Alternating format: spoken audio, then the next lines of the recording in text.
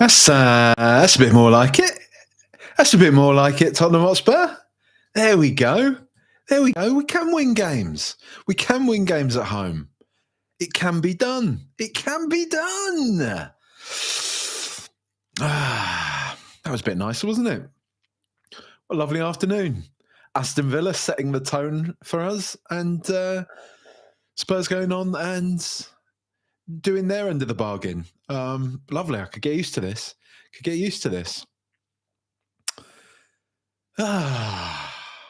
This is quite. Do you know what I mean? This is quite strange. You know, actually coming onto one of this feeling somewhat buoyant. You know, good performance from Spurs. I think. You know, Rome wasn't built in a day. Let's put it that way. But that was a better performance in so much as we showed a decent amount of intent from the minute the game started. And that's what we want, isn't it? It's what we want. And let's just dive into it now. Let's just dive into it because it is sort of the elephant in the room over all this. It's good that Frank won. You know, like it's against just on a really base level outside of the form that Spurs are in, the question marks around him as a gaffer, all that type of thing. You got to beat your old team, don't you? He has to beat his old team. He's left them. He's gone onwards and upwards, supposedly, onto pastures new. He had to win that. He had to. Had to be convincing, and I do think it was ultimately. I think we were good value for the win. There were moments in that second half when I was thinking, like, we need this third one, you know. And I don't know if that's kind of the classic Spurs fan type conundrum of how many goals do we need to score until we're comfortable. But that was really good. That was really like, you know. Sorry. I don't really feel the need to have a deep dive into all the context around everything. Will this be a springboard for whatever? I just think right now I'm going to mop it up. I was talking about this a bit on the preview pod that I did for the Patreon, and spoke about this with Kish a bit on Thursday. Talking about the sort of the duality of watching any sort of football, watching your team. And this is sort of off the back of the Newcastle game. There's an emotional response, and then obviously there's the more sort of, I don't really want to say rational, but for want of a better word, that's where I'm going to go with. The rational response to that, which is we've won, we've equalised last minute, tough place to go, St James's Park. There is something to be said from that. But at the same time, we didn't play particularly well at St James's Park. It didn't really feel like there was much of a plan of action there or anything like that. Right now, today, Spurs are won. Arsenal have lost, Spurs are won, and it's Saturday evening. I think it might as well just be happy about that. Javi Simmons has obviously been instrumental in 2 of the goals today. Lovely work for the first in putting it on the plate for Richarlison. Yeah. And obviously the second goal himself, running into the sort of the very heart of the Brentford side, scoring a goal. Really, really nice. Really lovely work from him. And I think you would hope definite food for thought for the manager. I mean, Thomas Frank has maintained all throughout this that it's simply a case of Xavi having to adapt. He's always complimented his attitude, the effort levels in training, the intensity, all that type of thing. There's never been a question from him about the quality of Xavi, about his ability. So, maybe we just need to take that stuff on face value. I don't know. Look, I would have. I think we can all say we felt the need to play Xavi Simons more than we have seen thus far. But whatever, he's played him now, and it's come good, and hopefully we'll see more of that. Hopefully we'll see more of that going forwards. It is a hectic schedule right now, and this is the thing. This is why it's quite hard to have these sort of assumptions as to who it is Frank likes, who he likes to play. He did say in the week before this game that he doesn't know his best side yet. I'll be honest, I don't think I even know what Tottenham's best side is. I think when we're perhaps not disliking a certain manager or wanting to jump on things that they say, a lot of fans would also agree that having a sort of best 11 or a preferred starting 11 is a bit of an old school mentality, or should we just say, perhaps a mentality that isn't befitting of any side that is really successful. It's about squad, isn't it? It's about having a number of different players that are fit for purpose.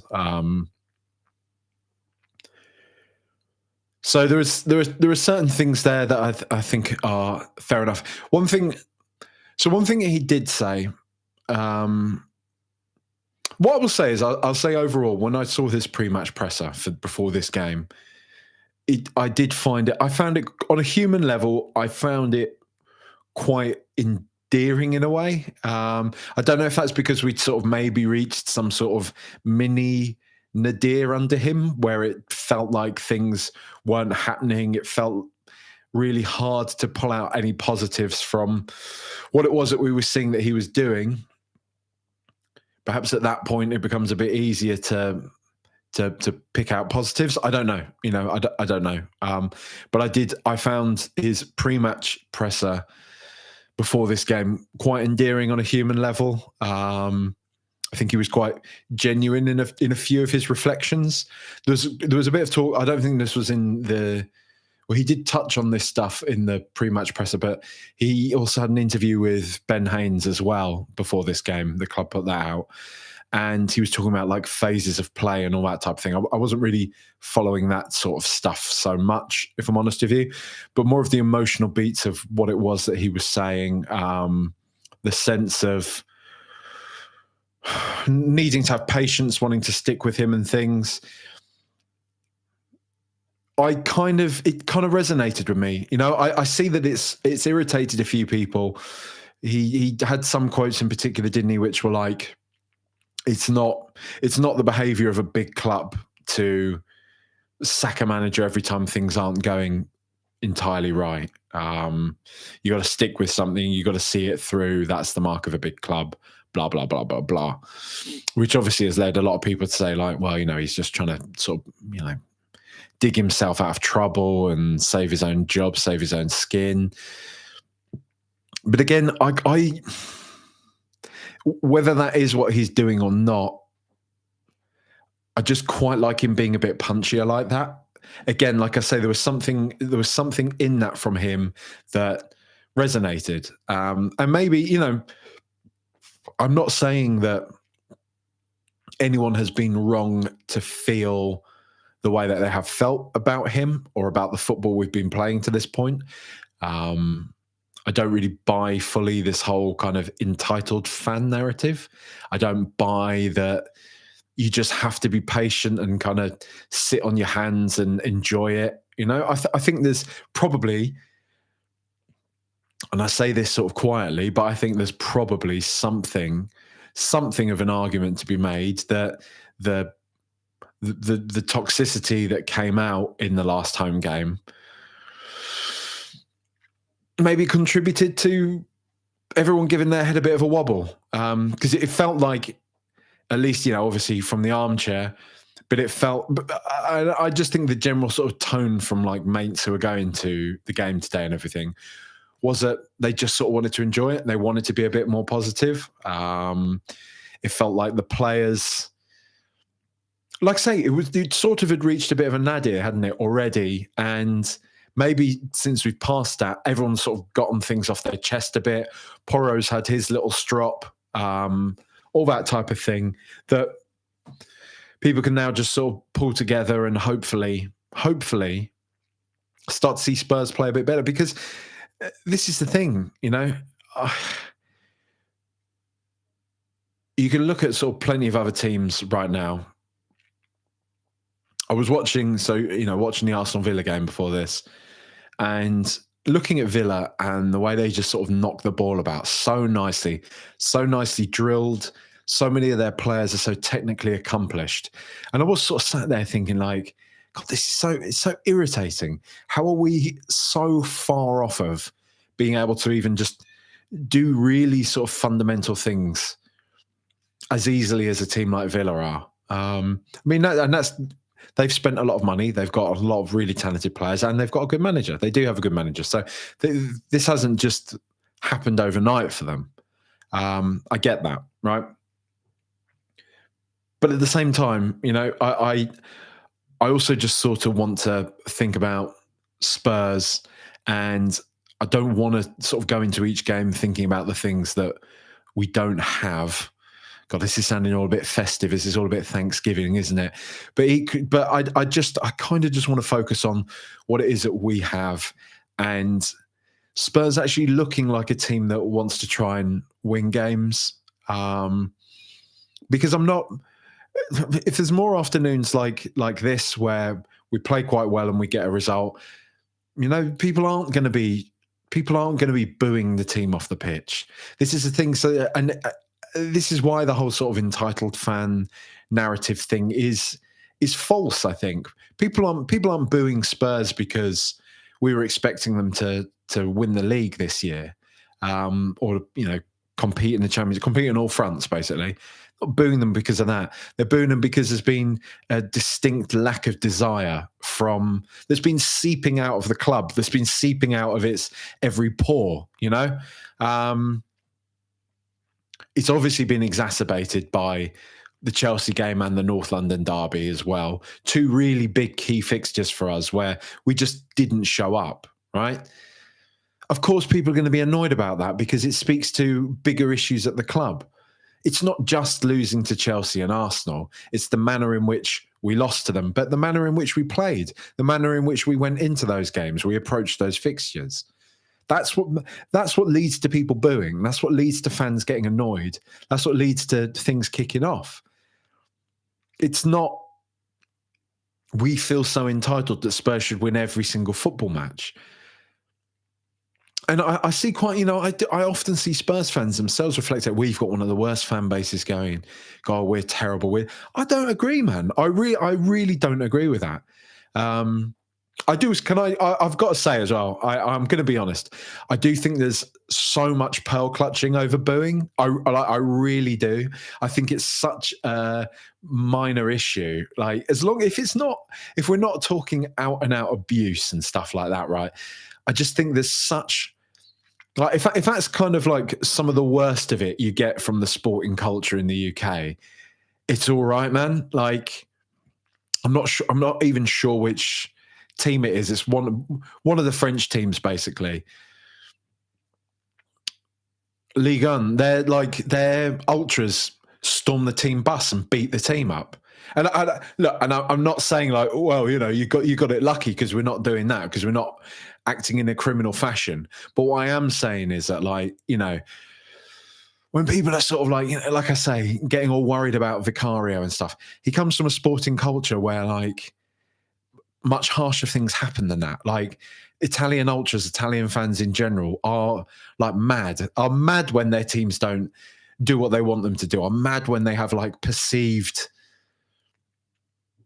should we say, like, injustices from their club to themselves, right? If they feel that their club or their players aren't acting in a way that is befitting of that club's stature or pride or traditions or whatever, right? If we're booing a bit in the ground, come on, man. Like, it's, you know, I don't know. I feel that the way this stuff is discussed is so OTT. And I get it. I get the sort of the complaint that, you know, at the time, is that going to inspire somebody like Vicario to play better or anything? games like today, I'm sort of like, maybe it does. I don't know. Look, it's always going to be a contentious issue. It's always going to be divisive. But whatever has happened, it feels like Newcastle. For as much as I sort of perhaps didn't see the bigger picture on that one, or didn't feel that there was one, maybe that display of spirit, maybe that display of fight was the mark of things slowly starting to change, slowly but surely. Because today was just, dare I say, it was just good. It was just a comfortable, nice. Like, I'm sat here, I'm not buzzing. Like, do you know what I mean? We've beaten Brentford at home, and I think that is par. I think that's what Spurs should be doing. I think that's what a club that has the resources, the playing staff, blah blah blah, comparatively to Brentford, we should be beating Brentford at home. We should be beating them like 2-0. But that's it. We've achieved that. We've achieved par. A good, comfortable victory where they've not really bothered us. Javi Simmons has played well, and that's just nice. That's nice, and that's kind of right now what I just want from Spurs. I mean, obviously, blue sky, I want Spurs to be doing exactly what Villa or Arsenal or City are doing. I want us to be back there again, competing at the top of the table. All right, actually trying to win some of the big stuff. But just right now, at this point in time, I will happily take a bit of solidity. I'm starting to sound like, do you remember,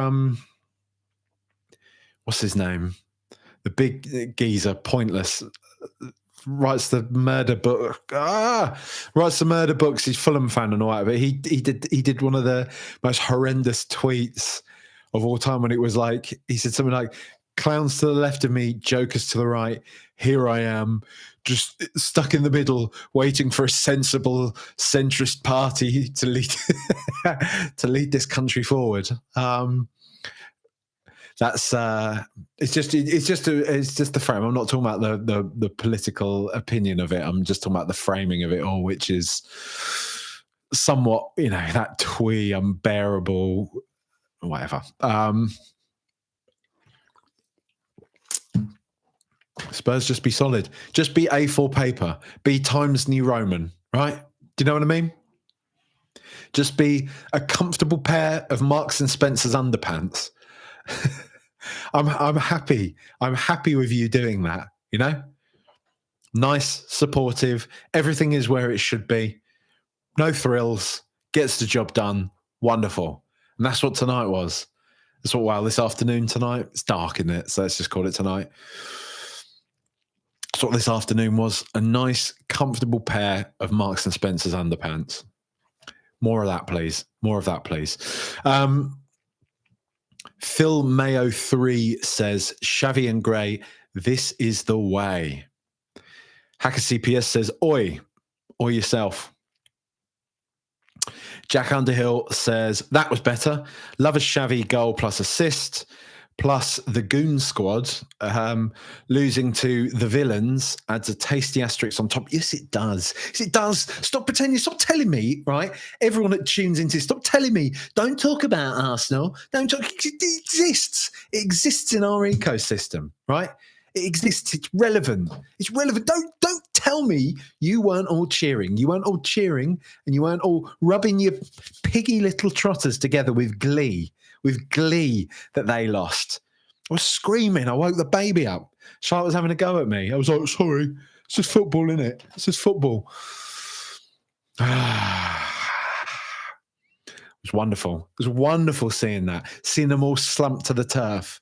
Do you know what I mean? All slumped to the turf, all miserable. Seeing that, just that little reminder to them. You're not invincible, actually. You can still lose games. You're getting ahead of yourselves already, aren't you? All of you, all talking about winning the quadruple and stuff like that. You still lose games. And then look what happens as well. Bit later on, little old Tottenham Hotspur, just a nice, comfortable home victory against Brentford. Well, you're, licking your wounds on a journey back from the Midlands. Anon Nomad says, we've achieved our base objective. Don't embarrass ourselves. Par, right? Par. Something to be said for par. Jack O'Neill has also said that he thought the centre-backs were brilliant and Kudus was not losing the ball today. Yeah, really, really nice. Really lovely, lovely toil, lovely endeavour from Kudus. Feels like he is... There's just like a sort of a tiny unfounded intrusive thought that I've had the past few weeks where I'm like, sort of feels like Kudus is not quite as interested as he was. Felt like Newcastle again was a bit of a turning point for him. He was particularly good against Newcastle. He was particularly good today. Shock horror. If we're going to win games, we're going to need our best players to be playing well. Roy Porteous says, how wonderful to have a midfield that wasn't all stodge. Hopefully it carries on from here. Yes. Yes, please. Yes, please. John W. says, Xavi looking stronger and finished the match, which is exciting. Hopefully Moani closing in on that stamina soon as well. I will do a written apology of sorts for Randall Kalamoani at some point, I think. I did doubt him. He's really, really good. He is really good. Do we have an option to buy him? I'm going to check that now. Do Tottenham have an option to... When I just type, do Tottenham have... You know, in Google, and it gives you the thing. So, do Tottenham have any trophies? That was the top search thing. Do Tottenham have an option to buy Kolo Muani? I think this was a... No obligation or option to buy. That's according to Sky Sports. I do kind of feel like, though, if I cast my mind back, I do kind of feel that Paul O'Keefe did say there was an option, and I trust Paul O'Keefe, to be honest. I'm not saying that for definite. That's just me going back in the memory banks. JKR Infinite says, first game where Gray had me raising my eyebrows and making me grin. He needs to be the one to bench Bentancur. Yes. Also, didn't know Xavi had that kind of pace. The sprints after a loose ball, more please. Man, Archie Gray he's a baller. I'm going to say it. I am a 40-year-old man, but what I am going to say is I'm going to call it like it is, and I am going to say Archie Gray is a baller. Great player. Like I just, you know, he's young. He's young. He's not the finished article. But there are flashes there of absolute brilliance. I think there are. I think there's real touches of class to a lot of what he does on the football pitch. I do definitely want to see him play much, much, much, much more. I keep stealing this point, but the point that it was John Bass, I think, that made on Fighting Cock that, you know, a lot of people sort of raised eyebrows when Liverpool first spent a lot of money on Jordan Henderson from Sunderland back in the day. And it looked, you know, it was a bit of a rough start and everything like that for him. I don't even think Archie Gray's had a rough start at Tottenham. I think he's been largely all right. But still, you know, if we're gonna say that, there's been some conversation around him anyway. You can totally see him going on that sort of trajectory, though. I mean, hopefully he captains us to winning literally everything like Jordan Henderson to do with Liverpool. But I mean it more just in the sense that becoming one of our most influential and important players. And I can see that. I can see that happening. I don't think it's that far-fetched an idea, to be honest. And Nomad has also said, I wonder how the schizophrenic conversation about what Gray's true position is will be now. Is he a midfielder? Is he a centre-back? Nobody knows. I think he's a midfielder, isn't he? I do think he's a midfielder.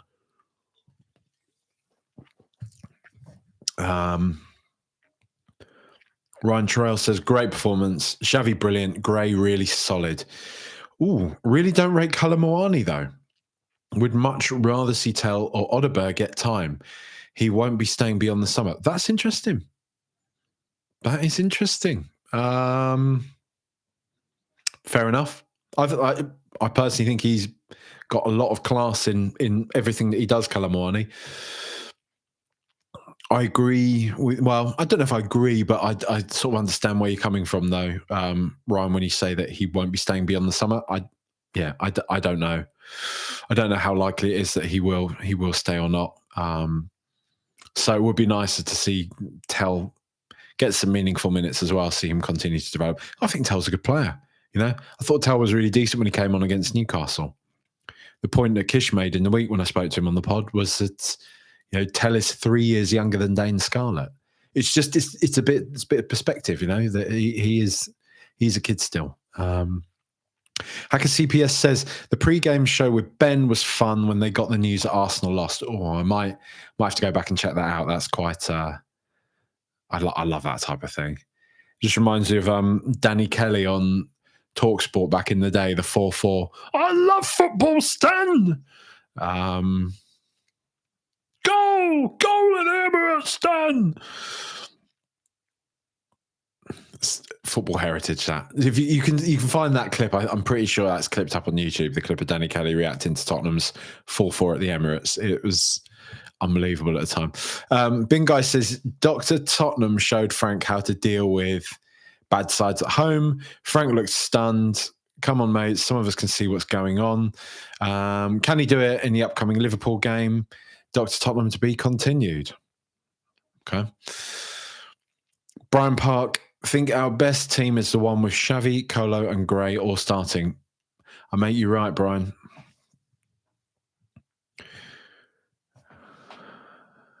Roy Porteous also says, the lesson Frank should take from today is that winning is good, but playing with intent to entertain is also important. Yes. If we took the sword to Arsenal and still lost, he'd have more in the bank. I agree. That was a big moment, wasn't it? It was quite a moment for people sort of reflecting on what it is that they want from their team, what they want from him as a gaffer. Do we want to win playing in a certain way, or do we just want to not lose football games? I think it was felonious as well. I keep referencing other people, but whatever. I don't mind giving people their dues when they make a good point. Felonious said on the Fighting Cock, teams shouldn't be sent to the pitch with the thought or the threat of losing in mind. They should be going to the pitch thinking, how are we going to win this? Not how are we not going to lose this? And if that's kind of the messaging that has been sort of permeating throughout the Spurs team for the start of this season, you wouldn't be overly surprised, would you? But still, look, looking ahead. Welcome in Pieces says, hello, mate. Xavi needed that. Yep. Hopefully giving him the confidence to push on. Also thought Gray had a decent game today. Just needs to be there or thereabouts until we can buy a Parsi midfielder in January. This is it. The people continue to say Xavi and Gray. That's the comment after comment after comment. It's what we want, isn't it? So,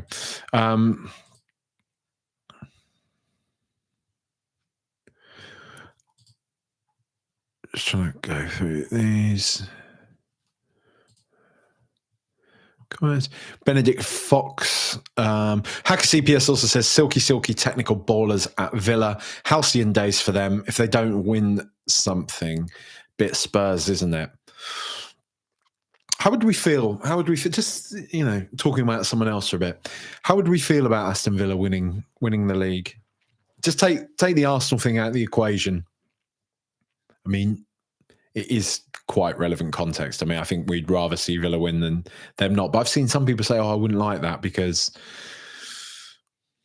they're sort of similar to us and it would be annoying if they went and did it and we didn't do it. But I don't know,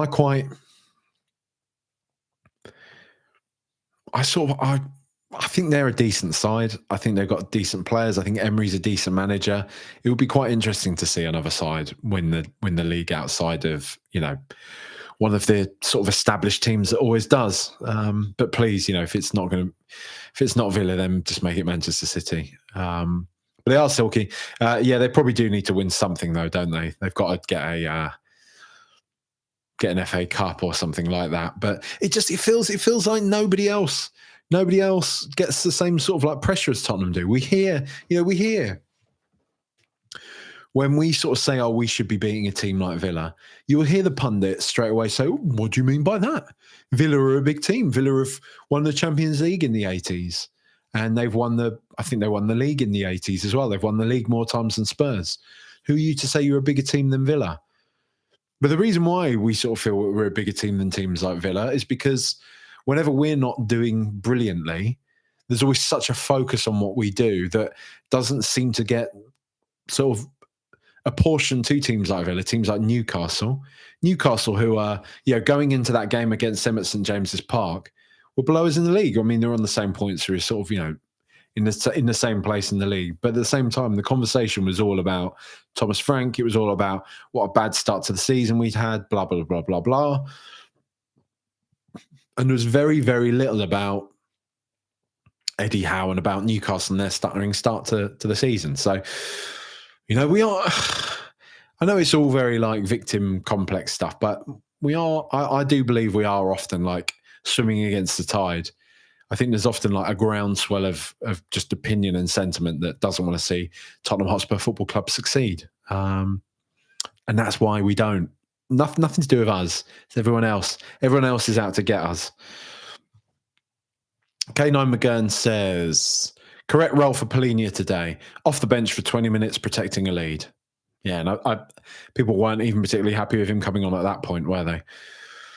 Alan Leslie, hello, mate, says, oh, hang on, it's just refreshed. Sorry, Alan, where have you disappeared to? There you go. He says, hi, everyone. Thought that was a good display today. Could have had 4 if Odobert and Sarr took their chances. Yep, plenty room for more improvement. Up the Spurs. That's it, Alan. That's it, mate. And everyone's saying Richard Osman. That's it, Richard Osman. Mark Gibson says he's still rubbing his sticky little trotters together right now. That's it. That's it, Piggy. Just enjoy it. Enjoy it. Enjoy it. I love it. I love it. Look, I love it. I love it when they lose. I do.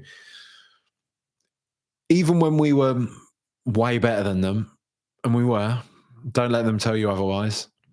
Seeing them lose was just always a delight. Shame about the Arsenal. It's such a joy. It is like 90% of a Tottenham win. Like a Spurs win is obviously the pinnacle, but an Arsenal loss is, it's just a little bit behind it. It's glorious. I love it. Just it's brilliant.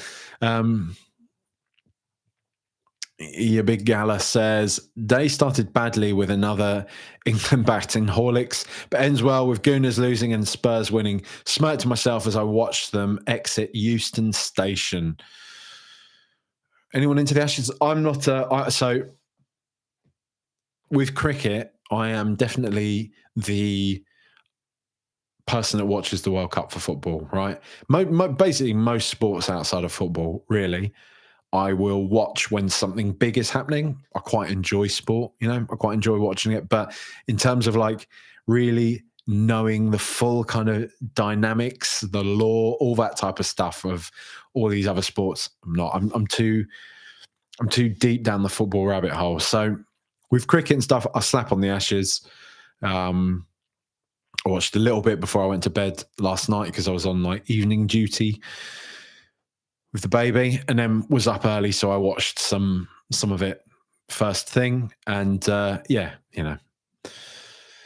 what it is. We don't ever win out there, do we? When we're the tourists, isn't it? We don't. I don't know. Correct me if I'm wrong, but isn't it sort of a given? Why do we even do it? Why do we still do it? Why do we play out there? Do we ever win? When did we last win? Like 2011, wasn't it, or something? And didn't that break a massive gap of us winning it out there as well? Don't know. Why is it so hard? This is what I don't get. I don't get about cricket, right? If we are, so people say that England are like one of the best test teams in the world, right? I think it's us and India, isn't it? The best test teams in the world right now. But then why is it such a given that we go to Australia and just not win? And People sort of get annoyed about that. They get annoyed about the Bazball thing, but then they're also like, well, we never win in Australia anyway. I don't get it. There's so much about it. There's so much about like other sports I don't get. I don't understand how they, like rugby union. Whenever I see people talking about rugby union, they're just like, oh yeah, this team isn't going to beat that team. Upsets don't really happen. And then obviously there's like the Japan against South Africa at the World Cup thing, which happens like once in a like blue moon. But it's why football's the best, isn't it? 'Cause anyone can get it. Anyone can get it. Absolutely, at any time. Even though the same little circle of clubs always win everything all the time. So, what am I talking about, really? Craig Emanuel says, thought Spence was back to his best today. It's been a while. We might be hearing about that penitentiary again. Pirate Dread Roberts says, spot on, Jack. Play with some attacking intent, give some effort, and the crowd will back the squad. Xavi and Gray, great today as well. Let's see more of this. That's it. Play well. Give us something to believe in. Give us an indication that you care, I know that footballers don't care as much about the club as you or I do. We're the fans and all that type of stuff, right? It's their job. But at the same time, it doesn't mean they can't have like professional pride. It doesn't mean that they can't want to be remembered and want to be sort of, felt of as a legend. Sonny didn't grow up watching Spurs, did he? But he's forever etched into the folklore of the club. 100 years time, they'll still be talking about him in some way, shape, or form. He will be remembered, and it's quite a mad privilege in some ways. They it is and it's not. They work very hard for what it is that they do. Footballers, they have sort of won the genetic lottery to a degree as well. So there is an element of luck to it all. But I say the privilege just comes in the respect that, like, you can do something and achieve a level of immortality if you want it enough, if you work and strive hard enough for it, that transcends all the sort of the material wealth that, they earn loads of money and all this type of stuff. You get all that. But that platform that you've been afforded to is incredible, man. You hold like the hearts and the moods and the mental health of millions of people in your hands. Like it's such an incredible power to have. It's unbelievable. So, just use it wisely. Be tender with our love. Be tender with us, and we will in turn be tender with you, Tottenham Hotspur footballers. We shall not boo you. We'll all just be happy. Isle of Lily White. Hello, mate. Isle of Lily White sent me via their government name a message on Instagram that just said, like, it said something like "get in" or something, just randomly. And I was like, "Oh, what have I missed?" He was just, "Oh, sorry, it's Isle of Lily White." I was just happy after Romero's goal. So, hello, mate. How are you doing? Says, brilliant performance. Chuffed to bits with that. Saw a stat earlier this week saying we haven't won a game this season in which Xavi hasn't started. What? We haven't won a game this season in which Xavi hasn't started. That is mental. Up the Spurs, and thanks as ever, Jack. Thank you, mate. Thank you. And that's it, isn't it? I rest my case.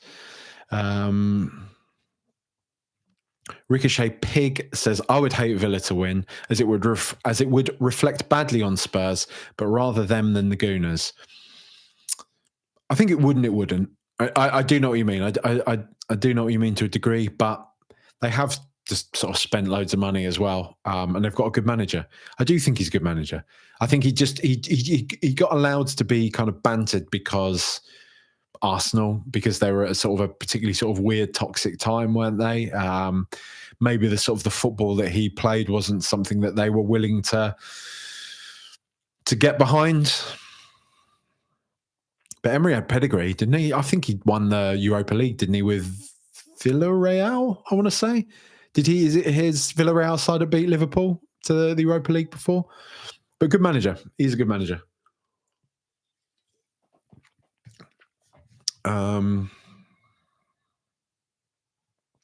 I see Evan Newell's saying here.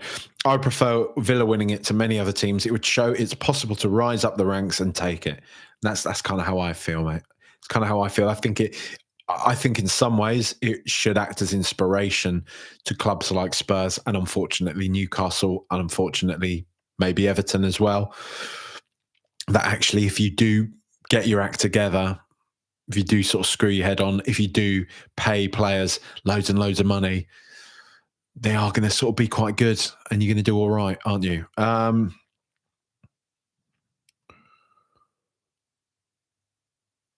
Soul Sniper Gaming was saying, I'm listening to another YouTuber and he was going out of his way to praise Bentancur and to talk down Gray. Hard to understand. I agree with you. I don't know who it was that was saying it, but I agree with you, whoever it was that was saying it.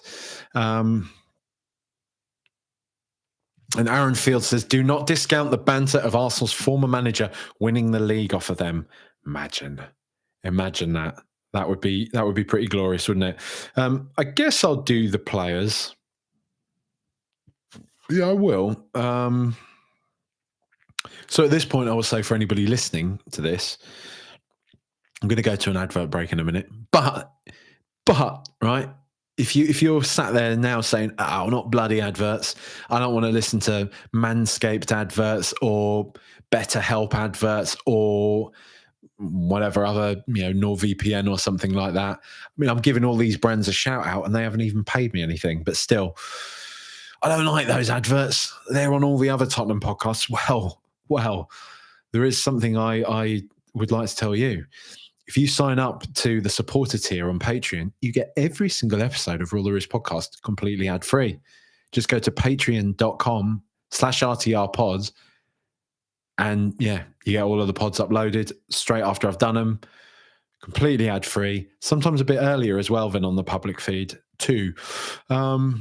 And then there's also the Inner Sanctum tier if you want extra podcasts and things like that. So patreon.com/RTRpod. Here's the adverts. So players, Guillermo Vicario didn't have an awful lot of work to do, and we're very happy with that, aren't we? Decent. But didn't really have to do anything. Jed Spence, as it was said already on this stream, felt like a better performance today, didn't it? It felt like this conversation happens quite a lot, and maybe I need to talk to somebody like Kish, somebody that's definitely much better with the tactical side of things than I am. You think? But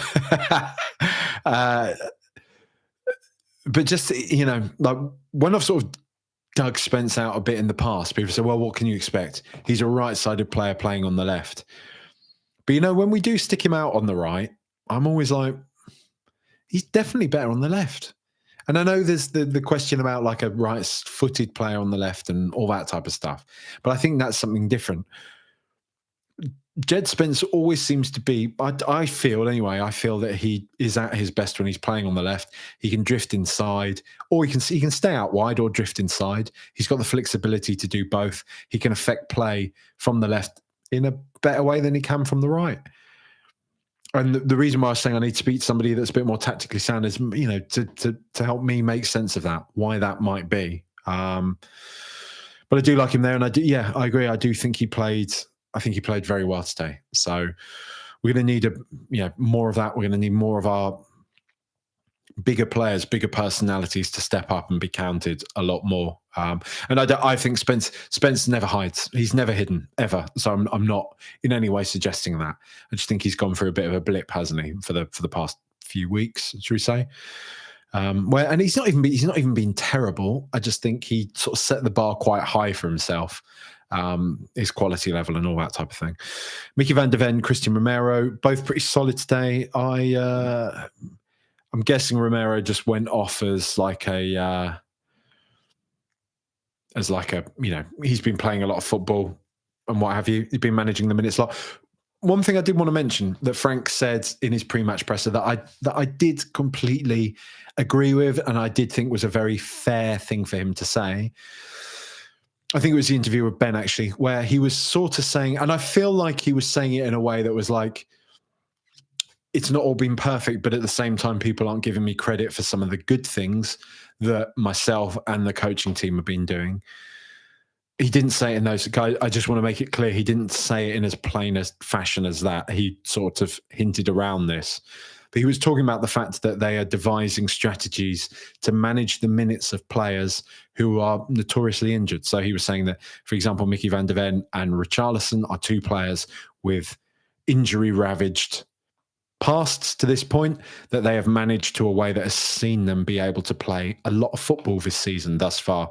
And I do look, I think as much as we want to criticize Frank or the coaching team or our medical team or whatever it is, at the same time, I do think it is fair to recognize when maybe they've been doing things quite well. And I did think that was a fair example. So, Romero being rotated, Mickey coming out against Newcastle. I've got to say as well, quite a few people took my sort of talking about Mickey van der Ven quite wildly out of context last game. Obviously, I was sort of speculating, have they fallen out or something?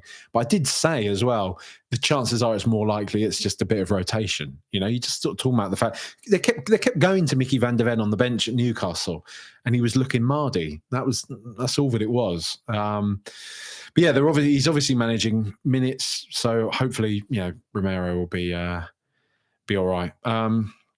Porro, yeah, fine, good performance, good. I think he played. Did he play like a really nice ball to Xavi before Xavi assisted Richarlison? I feel that he did. I feel that was Porro. So yeah, nice. He is sort of one of the few players in this side that is really good at playing the ball forwards. So that is something to beyond the sort of emotional stuff and beyond the fact that, for a defender, he's not a very good defender. His output is usually pretty marvellous, isn't it? And his spirit is often great. Archie Gray, just a lovely, solid performance from him today. Definitely want to see him get loads more minutes in midfield in that way. I think he's a silky player. I think he is the type of player that we need, somebody that just has a real firm foundation of technical ability, really. Somebody that can just knock the ball about nicely, crisply, can trap the ball, can pass the ball. And I know this sounds ridiculous. This sounds so remedial, but I think for quite some time, Spurs have been lacking a lot of players that are technically sound. We've got loads of players that can do loads of things really well, but it seems to be that we still, and I still think there are points today where I'm like, we don't pass the ball about that nicely or that cleanly. We get it done and we muddle through at times, but sometimes it would be nice to see us just be a bit more comfortable in the sort of control that we have over games. And also just aesthetically, it's a bit nicer, isn't it? But yeah, Gray, I think, can be the sort of one of the big key components in Spurs playing much better in that with regard, in that kind of way. Rodrigo Bentancur was it was an inoffensive performance.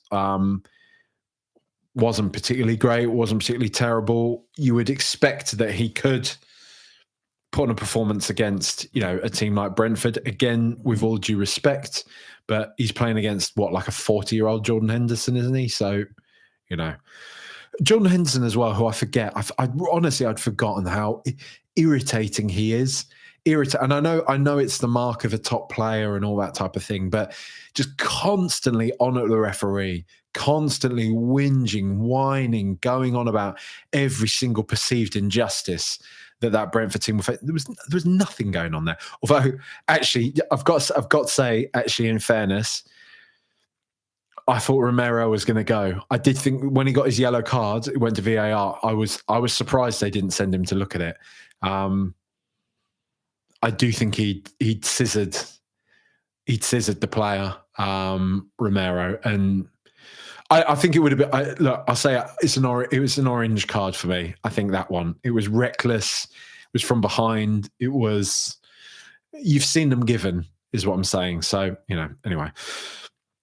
Richarlison, decent. The whole sort of front actually were playing more in the way that we want to see, especially between like Simmons, Richarlison, Colomwani. Felt like they were constantly, the three of them, rotating, interchanging, varying their sort of positions. It didn't feel like they had static positions. There we go. And I thought it worked quite nicely, actually. I thought there was a real nice balance between those three players today. So as much as I'm, you know how much I would dig out Richarlison on here. I actually thought he played pretty well within this sort of system, within this configuration today. Took his goal nicely. Well done, lad. Fair play. Mohamed Kudus, really, just really solid, really good, really solid performance today. Glad to see him, looking a bit more infused. Glad to see him kind of taking on the mantle as one of our more important players, and no pun intended, running with it. He's lovely, isn't he? Really good player. Xavi Simmons, man of the match, isn't he? We got to say that. It's definitely man of the match. Great performance. It's just exactly what you want to see happen. You want to see whatever's gone on, whatever we feel about it. There's been a reason that the manager has not been picking him. And the fact that the manager has picked him today and has been rewarded for doing so shouldn't be a cause for see, all that type of thing, Shouldn't be a cause for like rubbing it in the manager's face or basically sort of twisting that into being a negative thing. We should cling on to the positive of that. Javi Simmons has a start. He's played really well. That sets Spurs up really well. That gives the manager food for thought. That validates the manager's decision to play with him at this point in time. Great. Let's keep with that. Colomwani, good. One of his sort of quieter performances, but still good. I think sort of like one of his quietly effective games. As I've said before, that Phil has said on here before, that he seems to affect a lot without actually really doing anything tangible sometimes. And it felt like today was a bit of one of those, but still he's, a lot of drive, a lot of endeavour constantly whenever he's on the football pitch. So that's always really good. Polini did his job pretty well when he came on, didn't he? Sarr, Odeberg, decent chances perhaps, but again they've come on and they've been all right. Big Kevin Danso, he's just a good player, isn't he? All in all, a very good, very nice performance from Tottenham Hotspur Football Club. Let's have a bit more of that. Let's have a bit more of that going forward, Spurs. More Arsenal losses, more Tottenham wins. Bosh, love it. I'm just saying Bosh flippantly. I'm not becoming a Bosh nonce. If you are, can I just say right now, if you're watching this on YouTube, just give it a thumbs up, will you? Go on. I really do appreciate it. Helps people to find the show and all that type of thing. But yeah, give it a thumbs up. Give it a like, give it a subscribe, all that type of thing. I do appreciate that. If you are listening to this pod, please leave a rating. Please leave a review. I do appreciate it. It's very nice. Makes me feel good. patreon.com/RTR pod. I am going to go and watch, I think I'm going to go and watch a Christmas film now. I'm going to do that. I'm going to be one of those people. I don't know what I'm going to watch, but I'm going to watch one of them. Yeah.